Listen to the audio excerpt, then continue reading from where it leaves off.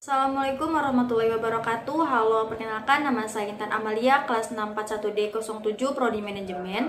Yang saya hormati Bapak Dudi Duta Akbar selaku dosen mata kuliah Bank dan Lembaga Keuangan. Melalui video ini saya akan menjelaskan dan menjawab soal esai mengenai peranan otoritas moneter dan perbankan dalam mengatasi krisis ekonomi di suatu negara. Sebelumnya kita harus lebih tahu mengetahui apa definisi dari otoritas moneter dan perbankan.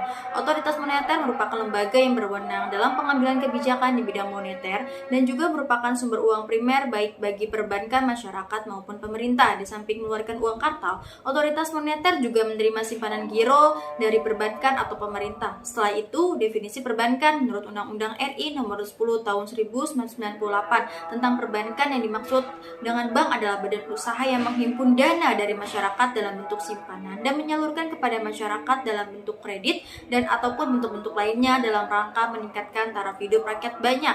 Setelah mengetahui definisinya, sebelum menjelaskan apa peranannya, kita harus tahu tugas utama Bank Indonesia. Tidak saja menjaga stabilitas moneter, namun juga stabilitas sistem keuangan perbankan dan sistem pembayaran.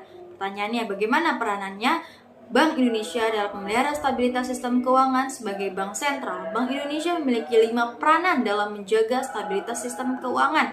Kelima peranan utama yang mencakup kebijakan dan instrumen dalam menjaga stabilitas sistem keuangan itu adalah: yang pertama, Bank Indonesia memiliki tugas untuk menjaga stabilitas moneter antara lain melalui instrumen suku bunga dalam operasi pasar terbuka. Bank Indonesia dituntut untuk mampu menetapkan kebijakan moneter secara tepat dan berimbang. Bank Indonesia telah menerapkan suatu kebijakan yang disebut Inflation Targeting Framework. Yang kedua, Bank Indonesia memiliki peranan vital dalam menciptakan kinerja lembaga keuangan yang sehat, khususnya perbankan. Sektor perbankan memiliki bangsa yang dominan dalam sistem keuangan.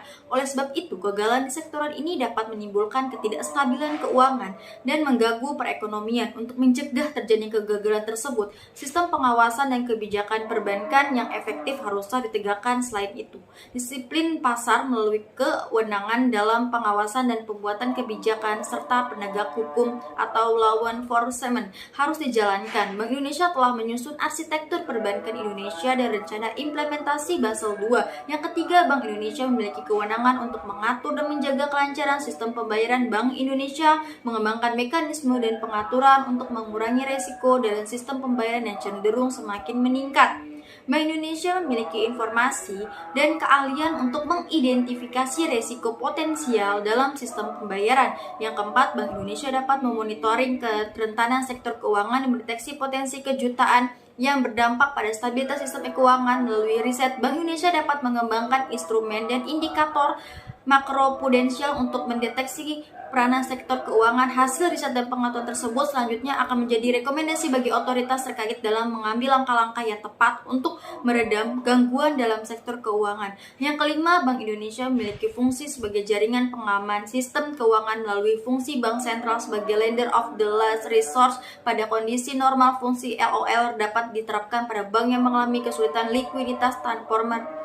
Namun kemampuan untuk membayar kembali dalam menjalankan fungsinya sebagai LOLR, Bank Indonesia harus menghindari terjadinya moral hazard. Oleh karena itu, pertimbangan risiko sistematik dan persyaratan yang ketat harus diterapkan dalam penyediaan likuiditas tersebut. Kesimpulannya adalah kebijakan moneter merupakan caranya untuk menstabilitas perekonomian negara dengan cara jumlah uang yang beredar dengan tujuan mencegah terjadinya inflasi serta kenaikan nilai tukar rupiah dengan mata uang asing.